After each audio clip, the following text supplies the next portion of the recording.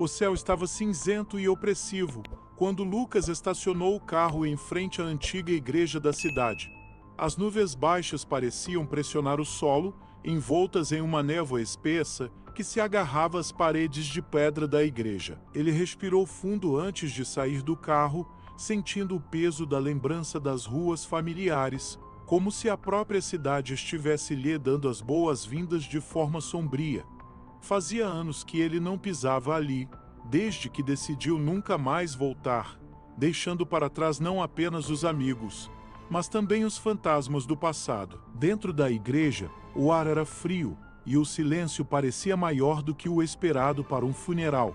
A pequena cidade estava praticamente deserta e poucos haviam comparecido à despedida de Marcos, amigo de infância que, até agora, parecia viver uma vida invisível e isolada, sem que ninguém percebesse. Avistou Clara e Pedro, ambos sentados nas primeiras filas, com expressões sombrias.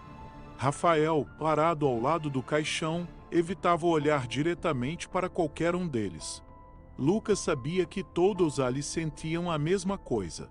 Um peso antigo, uma dor que remontava ao passado, e não apenas a perda de Marcos. Depois da cerimônia, os quatro se reuniram na velha casa de Clara, onde passavam a maior parte do tempo durante a infância. Ela parecia menor do que Lucas lembrava, apertada pelas lembranças e pelo passar dos anos. Sentados à mesa, o silêncio entre eles era denso, até que Rafael, sem conseguir mais segurar, rompeu a quietude. "Vocês se lembram de Daniel?" perguntou ele, baixando os olhos. O nome parecia ecoar na sala. Clara apertou os lábios, Pedro evitou contato visual e Lucas sentiu um calafrio correr por sua espinha. Daniel. O nome há muito enterrado em suas memórias, trazido à tona com um peso que nenhum deles parecia estar pronto para enfrentar. O ar ficou mais pesado e a menção ao acidente, que todos eles preferiam esquecer, criou uma tensão incômoda. Lucas sabia que, a partir daquele momento, não havia mais como voltar atrás. Naquela noite, Lucas teve dificuldade em dormir. A lembrança de Daniel, reavivada de maneira tão repentina, perturbava seus pensamentos. Ele sempre soube que aquela cidade guardava segredos dos quais não podia escapar, mas não imaginava que eles retornariam com tanta força. Ao se virar na cama pela terceira vez, ele finalmente cedeu ao cansaço. O sono o envolveu como uma armadilha lenta, e então, sem aviso, ele se viu de pé novamente, mas desta vez na casa da infância. A casa parecia vazia e desprovida de cor, como uma imagem desbotada. Tudo estava quieto, exceto por uma figura ao longe. Um garoto. Daniel. Lucas tentou gritar, mas nenhum som saiu. Ele observava enquanto Daniel se aproximava lentamente, sua expressão indefinida, envolta em sombras. Quando Daniel estava perto o suficiente para Lucas distinguir seu rosto, ele murmurou algo. Lucas não conseguiu entender, mas as palavras carregavam um tom de acusação, um peso sombrio que apertou seu peito. Ele acordou de repente, ofegante. O quarto estava escuro, mas o silêncio da casa não era reconfortante. Pelo contrário, parecia amplificado, como se algo estivesse espreitando nas sombras. Lucas ficou imóvel, tentando se convencer de que tudo aquilo não passava de um sonho. Mas a sensação de que havia algo mais persistia. Na manhã seguinte, durante o café, ele hesitou em compartilhar o sonho com os outros. Porém, logo percebeu que não estava sozinho nas suas inquietações. "Eu ouvi risadas, mas não havia ninguém", disse Pedro de repente, quebrando o silêncio. "Risadas de crianças, mas só estávamos nós aqui." Clara, sempre cética, parecia mais pálida do que de costume. Ela finalmente confessou: "Tive um sonho estranho também. Vi uma sombra no espelho. Era rápida, como se estivesse me observando." Rafael, o mais calado de todos, apenas murmurou: "Daniel." A menção a Daniel novamente fez o estômago de Lucas se revirar. As visões não pareciam ser coincidências. Cada um deles estava sendo assombrado por algo do passado, e o que quer que fosse, estava ficando mais difícil de ignorar. O desconforto entre eles crescia a cada conversa. As menções a Daniel se tornavam mais frequentes e as visões mais intensas. Não era mais possível fingir que estavam vivendo apenas uma sequência de coincidências. Havia algo maior, algo sombrio, e isso os estava seguindo. Durante o café da manhã seguinte, Clara tomou a iniciativa. Sua voz, normalmente controlada, agora parecia tensa. Temos que voltar à pedreira. Os outros se entreolharam, surpresos. A pedreira era o lugar que todos haviam decidido nunca mais mencionar. O local do acidente. O lugar onde Daniel morreu. Por que você quer fazer isso? Perguntou Pedro, a voz vacilando levemente. Clara não respondeu imediatamente. Ela olhava fixamente para o café em sua xícara, como se tentasse encontrar as palavras certas para o que estava prestes a dizer. Finalmente, ela murmurou: é lá que tudo começou. E se? E se for lá que tudo termina também? Rafael soltou uma risada curta e sem humor, balançando a cabeça. Isso é loucura, Clara. Não faz sentido. Foi um acidente. Só isso. Não foi só um acidente.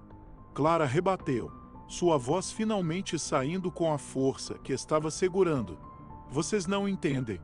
Ouvi algo naquele dia, mas nunca quis acreditar. Uma sombra. Uma figura. Não sei o que era, mas eu vi. Lucas sentiu um frio subir por sua espinha. Ele queria dizer que era impossível, mas a verdade é que uma parte dele também lembrava ter visto algo estranho naquele dia. Embora tivesse feito o possível para enterrar essa memória, as visões que ele e os outros estavam tendo agora pareciam puxar esses fragmentos para a superfície, como se algo estivesse forçando-os a confrontar a verdade. Finalmente, após alguns momentos de hesitação, eles concordaram.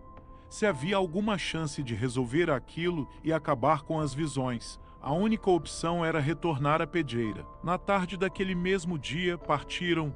A caminhada até a pedreira era curta, mas o silêncio entre eles tornava o trajeto muito mais longo. Quando chegaram ao local, o ar estava denso, pesado, como se a própria atmosfera estivesse carregada de uma energia maligna.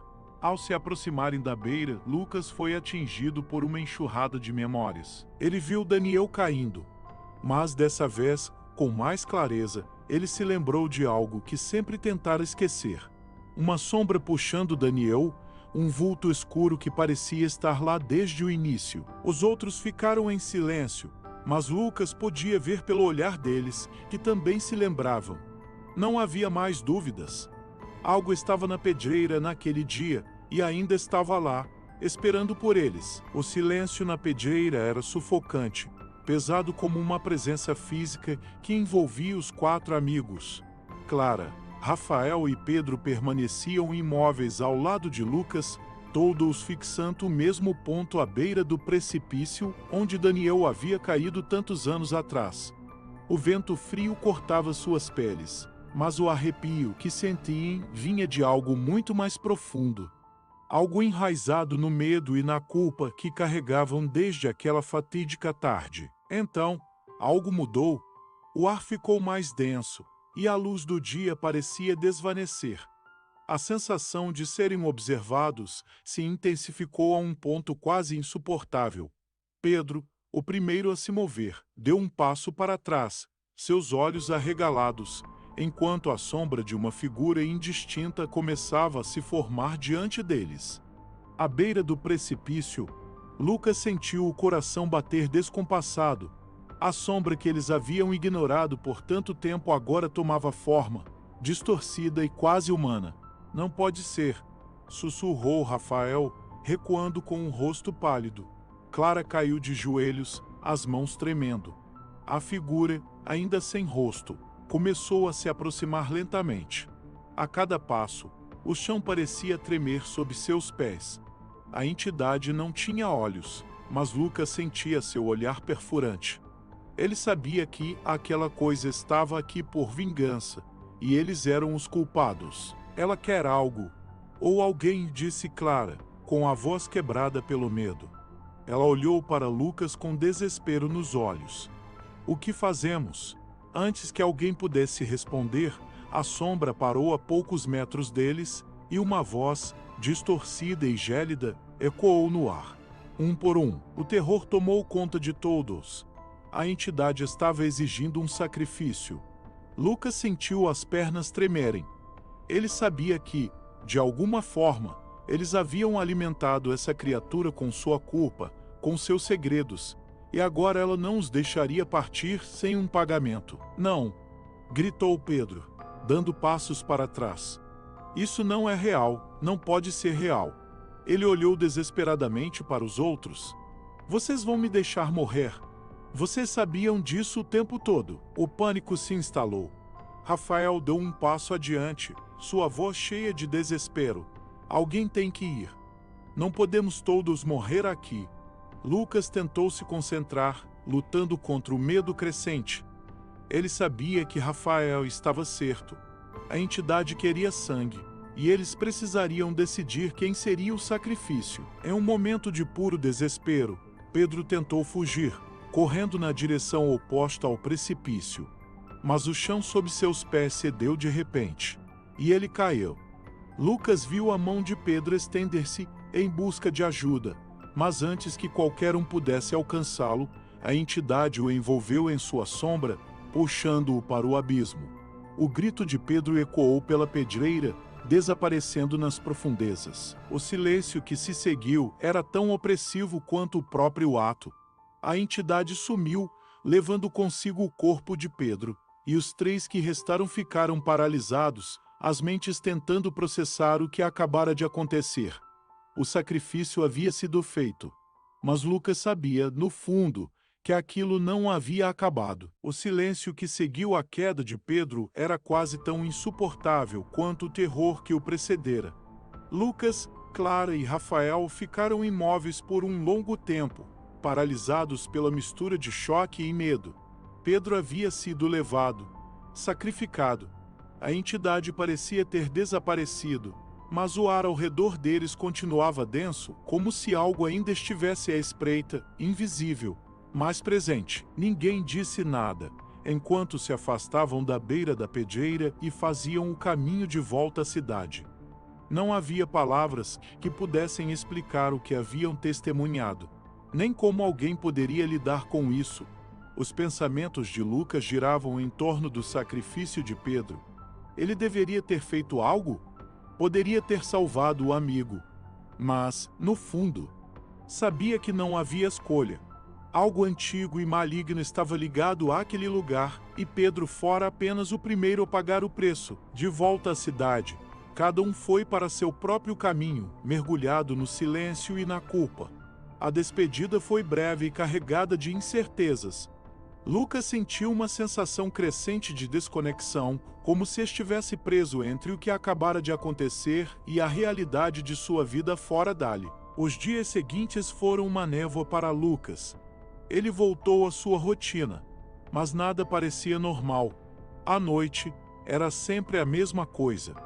Sonhos perturbadores, visões de Pedro caindo, Daniel sendo arrastado pelas sombras. Em um desses sonhos, Pedro e Daniel estavam sentados lado a lado, olhando para Lucas com um sorriso estranho, quase satisfeito. Lucas acordava toda noite, suando, sentindo-se cada vez mais assombrado. Então, uma manhã, ao sair do banheiro, Lucas notou algo que fez seu coração parar por um momento. No espelho embaçado pela condensação do chuveiro, havia uma mensagem escrita com dedos invisíveis. Você ainda não está livre. O pânico tomou conta dele instantaneamente. A entidade, ou o que quer que fosse, ainda estava com ele. O sacrifício de Pedro não havia quebrado o ciclo. Aquilo não tinha terminado. Lucas sentiu uma onda de desespero invadir seu corpo. Ele sabia o que isso significava. A entidade continuaria a reivindicar suas vidas, um por um, até que todos eles tivessem pago o preço. Ao longo dos dias seguintes, Clara e Rafael também começaram a dar sinais de que estavam sendo atormentados. Rafael enviou uma mensagem apressada para Lucas, falando sobre sonhos estranhos e a sensação de que estava sendo vigiado. Clara, em um telefonema, admitiu que não conseguia mais olhar para espelhos sem ver sombras se movendo atrás dela. Lucas percebeu que o sacrifício de Pedro não fora suficiente. A entidade não estava satisfeita e agora, mais do que nunca, ele sentia que seu próprio tempo estava se esgotando. O eco do passado, do que aconteceu naquela pedreira, nunca os deixaria em paz. E, no fundo, Lucas sabia que o ciclo de morte e sacrifício continuaria até que a última dívida fosse paga.